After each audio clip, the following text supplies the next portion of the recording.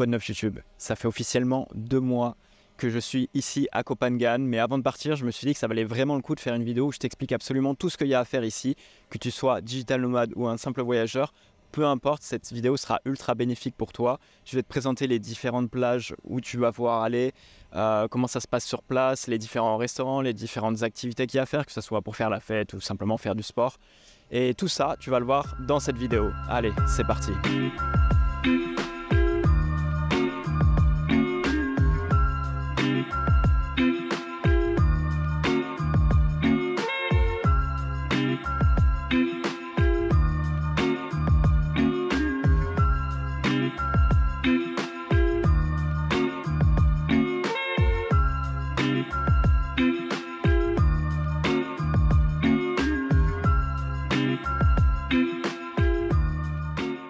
Bon, déjà, la première question à se poser, c'est comment se rendre à Koh Phangan. Il faut savoir une chose, c'est qu'ici, il n'y a pas d'aéroport. Bon, j'avais presque envie de dire que c'est une bonne chose parce que ça rend l'île très calme.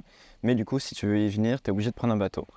Pour l'aéroport, tu en as deux en réalité. Tu peux soit te rendre à Koh Samui, qui est le plus connu. La plupart des gens qui viennent à Koh Phangan vont à l'aéroport de Koh Samui et prennent un speedboat.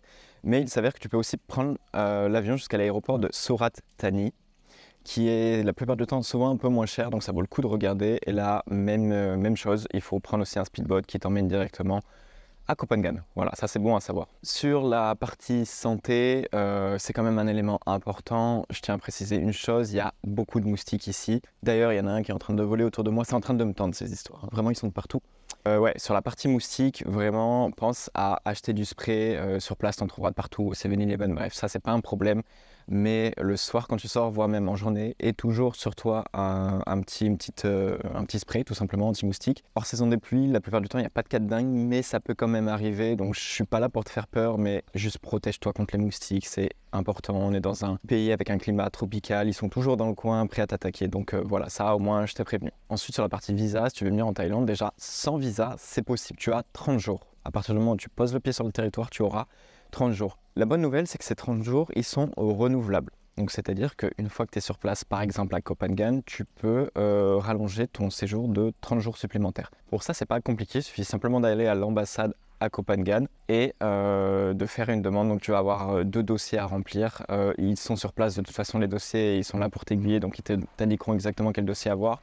Il ne faut pas oublier de faire des photos d'identité et également de porter un t-shirt. Ça, c'est ultra important, un t-shirt ou une chemise, car moi, je suis arrivé pour renouveler mon visa en débardeur. Ils m'ont dit non, c'est pas possible et ils m'ont prêté une chemise de femme. Ah, ça a été un moment pas très fun, mais je l'ai fait quand même. Tu peux faire des e-visas sur internet, tu peux avoir 60 jours et ils seront renouvelables de 30 jours. Donc au total, en fait, c'est 90 jours sur le territoire sans le quitter. Ça, c'est plutôt cool. Juste une chose ultra importante, fais-le bien au moins 1 mois à l'avance parce que ça prend bien 2-3 semaines faciles pour qu'ils acceptent ton visa. Et à titre personnel, avant d'arriver à Bangkok, j'ai fait mon visa 2 semaines avant et je ne l'ai pas eu à temps. Ça, c'est ultra important. Fais-le 1 mois à l'avance, comme ça, tu es tranquille, tu es zen et tu sais que ça passera. Ah oui, et juste avant que tu continues cette vidéo, j'ai vraiment besoin de toi pour commenter, liker, t'abonner tout simplement à cette chaîne qui est encore nouvelle. J'ai vraiment besoin de ton aide. N'hésite pas à mettre un com, tu peux mettre salut ça va, coucou, peu importe, ça m'aidera pour l'algorithme, donc n'hésite pas à le faire, voilà. Et je te laisse continuer la vidéo. À tout de suite. Bon, maintenant que tu sais comment venir en Thaïlande et surtout à Koh Phangan, tu dois sûrement te demander où c'est que tu dois vivre. Parce que même si c'est une île et que c'est pas immense, il y a quand même plusieurs endroits où vivre. Bien entendu, il y a des endroits mieux que d'autres. Donc je vais essayer de te montrer ça en live sur une carte tout simplement. Pour faire simple, moi, on m'a conseillé de vivre à Sri Tanu. Sri Tanu, c'est le nom d'une plage, c'est Sri Tanu Beach, tout simplement. Et c'est un endroit où il y a beaucoup de commerce et d'activités et de vie, tout simplement, tout en ayant les plages, les plus belles plages à proximité. Donc vous avez Secret Beach, Zen Beach, Sri Tanu Beach et bien entendu la très grande Inkong Beach. Donc ça, c'est cool parce que en fait, tout le long de ces plages-là, il y a globalement des commerces qui sont super sympas. C'est aussi là où vous avez les plus beaux sunsets sur l'île. Donc ça, c'est ultra important de le préciser aussi parce que voilà, quand tu viens à Koh Phangan, il faut voir des sunsets, c'est comme ça que ça se passe. Et ce coin-là se regorge aussi de plusieurs restaurants, de salles de sport et de coworking, enfin bref, tout un tas d'activités que tu peux faire. Donc au final, même si tu n'as pas de scooter, j'ai envie de dire, si tu habites à Sri Tanu, tu peux faire une bonne partie des choses à pied et ça, c'est plutôt cool. D'ailleurs, en parlant d'activités, de commerce, etc. et de restaurants, je voulais rebondir principalement sur les restaurants. En 2 mois à Copenhague, honnêtement, j'ai pu tester plein de cuisines différentes et j'ai jamais été déçu quasiment. J'ai découvert des nouvelles cuisines, j'ai mangé par exemple, j'ai goûté la cuisine perse, j'ai goûté la cuisine israélienne que je connaissais pas du tout dans des super restos, j'ai trouvé ça super bon, donc ça c'est cool. C'est vraiment, en plus l'ambiance est vraiment bien faite à chaque fois, donc limite vous voyagez alors que vous êtes quand même à Copenhague. Il y a beaucoup de restaurants végétariens, vegan, pour ceux que ça intéresse. J'ai par exemple essayé un indien végétarien et c'était franchement super bon. Donc là-dessus, il y a plein de solutions possibles. Vous inquiétez pas si vous êtes vegan ou végétarien, là-dessus vous trouverez votre bonheur. Il y a aussi beaucoup de restaurants thaï, donc si vous voulez manger à des prix très attractifs, ne vous inquiétez pas, c'est réellement possible à Copenhague. Ça m'arrive de prendre des pâtes thaï pour 50 bahts, donc c'est la preuve que oui, vous pouvez manger pour pas cher. Par contre, bien entendu, si vous voulez faire que des restaurants européens, vous allez vite faire exploser votre budget. Enfin, européen ou reste du monde, vous avez compris ce que je veux dire. Ça peut être italien, français, israélien, américain, peu importe. Mais les prix peuvent assez vite monter. Vous pouvez vous en sortir pour, par personne, pas loin de 10 euros. Donc sur papier, vous pouvez vous dire, ok, c'est pas très cher, mais quand vous allez tous les jours au restaurant, au bout d'une semaine, 2 semaines, 3 semaines, l'addition elle est salée parce que vous avez explosé votre budget en termes de restaurant, parce que matin, midi et soir, ou alors midi et soir, voilà, ça fait vite monter le budget, vous l'aurez compris. D'un point de vue des activités, ce qui est sûrement un des éléments qui doit le plus t'intéresser ici à Copenhague. Hop, je vais dans la piscine en même temps car j'ai très chaud. Et je précise, il est 9h du matin et je suis déjà complètement en transpiration. Sur les activités, on peut tout simplement commencer par les plages qu'il y a à faire ici. Alors là, autant te le dire direct, c'est assez dingue. Je les ai quasiment... Non, ce serait mentir de dire quasiment toutes faites, mais j'en ai fait énormément. Et franchement, je suis resté bouche bée sur pas mal d'entre elles. Il y a vraiment des plages de dingue ici à Copenhague. Je vais t'en lister quelques-unes qui seront sûrement les plus connues et parmi les plus belles que tu peux faire ici. Déjà, Zen Beach, qui est à côté de Skritanu, c'est une super belle plage. Tu as le sunset qui tombe pile en face de toi. D'ailleurs, concernant Zen Beach, tous les vendredis soirs, il y a un événement. Alors, je sais plus comment s'appelle l'événement, mais plein de gens se retrouvent pour jouer de la musique un petit peu afro, tu sais, avec des tam-tams, des guitares, des trucs comme ça. Et c'est vraiment des vibes et une expérience assez unique. J'y suis allé une fois et j'ai trouvé ça ouf, donc ça, je te le conseille. Ensuite, tu as aussi pas mal d'autres plages qui sont très sympas. Déjà, il y a Bottle Beach que j'avais présenté lors d'une précédente vidéo. C'est celle où il y a la grosse rando, grosse. Elle n'est pas très grosse, elle dure 30 minutes, mais tu peux faire une rando pour monter en haut d'un superbe point de vue. C'est un espèce de gros rocher qui donne vue sur toute la plage et franchement ça c'est magnifique, donc c'est à faire aussi. Et Bottle Beach en elle-même est super belle. Ensuite tu as aussi la Hadrin Beach qui est en fait la plage où a lieu chaque mois la Full Moon Party. Donc si tu connais pas la Full Moon Party, je t'invite à regarder la vidéo que je t'épingle juste là, tu en ai parlé, c'est une des activités phares à Copenhague, c'est une grosse fête sur la plage. Et du coup c'est sur cette plage là, et honnêtement mis à part cette fête, la plage en elle-même est juste incroyable. Je crois que c'est celle que je préfère ici à Copenhague. Pourquoi ? Parce qu'elle est hyper large. C'est du sable blanc, il n'y a absolument aucun coraux, pas de coquillage, donc vous ne faites jamais mal aux pieds. C'est le sable, j'ai l'impression que c'est du sucre. Et la plage est hyper grande, vous pouvez marcher dans l'eau pendant longtemps. Et des fois, il y a quelques vagues, donc c'est un peu fun si tu veux, si tu aimes bien un peu nager, t'amuser dans l'eau. Donc celle-ci, pour le coup, elle est vraiment sympa et tu as pas mal de commerce à côté si tu as besoin de manger, boire un verre, etc. Il y a tout ce qu'il faut, donc ça là-dessus, c'est vraiment cool. Voilà, après, bien entendu, les plages, je ne vais pas m'amuser à toutes les citer parce qu'il y en a beaucoup trop. Je vais épingler les principales et je te diffuse de toute façon les vidéos des différentes plages que j'ai pu visiter et comme tu peux le voir c'est franchement sympathique. Mais en tout cas à Copenhague, si les plages c'est ton truc, tu seras vraiment servi. Je tiens juste à préciser une chose, en haute saison la mer est très chaude, genre je pense qu'elle était à plus de 32 des fois. Du coup, quand il fait déjà 34 ressentis, 40 dehors, se baigner dans une eau à plus de 32, c'est un peu frustrant, on va pas se mentir. Et du coup, tu te retrouves dans cette situation où en fait, tu as tout le temps chaud et il n'y a rien qui te rafraîchit. Ça, je tiens à le préciser parce que ça m'a surpris plus d'une fois. Alors, concernant les activités sportives maintenant, honnêtement, il y a vraiment plein de possibilités ici aussi à Copenhague. Alors, si ton truc, c'est simplement de faire de la gym, de la muscu, peu importe, des salles de sport, il y en a dans tous les sens, il y en a vraiment plusieurs. Moi j'allais chez Evolve qui était juste à côté de chez moi, que j'ai trouvé super parce qu'elle est pas trop bling bling. J'aime pas trop les clubs de sport où c'est trop bling bling, où il y a que des influenceurs, etc. Même si je suis le premier à faire des vidéos YouTube dans la salle de sport, mais bon, t'as compris. Et je trouve que l'ambiance est vraiment top, les gens se respectent, les machines sont assez bien. C'est pas des machines dernier cri, mais elles sont tout le temps entretenues. À chaque fois je voyais quelqu'un les réparer, donc ça c'est cool. Et à Evolve j'ai trouvé un super coach qui s'appelle Nenad et que je salue d'ailleurs. Et franchement on a fait des super sessions. location, donc ça là-dessus c'était vraiment cool. Bien entendu, je t'épingle où se situe Evolve si jamais tu veux venir. Ce qui est bien aussi chez Evolve, c'est qu'il y avait le Ice Bath et le Steam Room. C'était pas un sauna, c'était l'équivalent d'un hammam sur un abonnement un peu plus cher. Du coup, tu peux bénéficier de ces 2 services et franchement, j'en ai fait pas mal. Je me suis beaucoup mis au Ice Bath depuis que je suis ici à Copenhagen. Et d'ailleurs, je l'avais précisé dans un dernier vlog et franchement, je trouve ça super. Donc c'est cool aussi de pouvoir être à Copenhagen, on est en Thaïlande et tester des trucs que tu n'as pas l'habitude de tester en France ou dans d'autres pays, donc ça c'est un gros plus. Ensuite, si la muscu, tout ça, c'est pas du tout ton truc, pas d'inquiétude, il y a aussi la Muay Thai. Même si tu n'en as jamais fait, tu peux t'initier à la Muay Thai. Moi, je l'ai fait, par exemple, j'ai fait quelques sessions de Muay Thai pour essayer. Moi, je l'ai fait chez Evolve parce que c'était inclus dans mon abonnement, donc j'ai pris des cours là-bas, ils ont un ring. Mais globalement, la plupart des clubs de gym ont un ring directement dans leur complexe. Donc ça c'est cool, et si c'est pas le cas, il y a aussi des clubs de Muay Thai un peu de partout, donc il y en a quasi autant que des clubs de sport, donc ça c'est cool. Si tu viens et que tu veux faire que de la Muay Thai, honnêtement tu auras l'embarras du choix. Il y a 10 000 rings, il y a 10 000 profs, donc franchement tu auras le choix tout simplement, et ça c'est cool. Quoi de mieux qu'être en Thaïlande pour apprendre la Muay Thai, ça franchement c'est cool. D'ailleurs je tiens à préciser une chose, si je dis pas de bêtises, chaque lundi soir il y a des combats de Muay Thai. Alors bien entendu, c'est pas aussi balèze que ce que tu peux voir à Bangkok, mais c'est quand même intéressant de voir un peu des gens s'affronter. Donc voilà, ça, de toute façon, à Copenhagen, tu verras souvent des voitures qui font la promo de ces combats et qui t'incitent à venir. Donc c'est plutôt une bonne expérience aussi.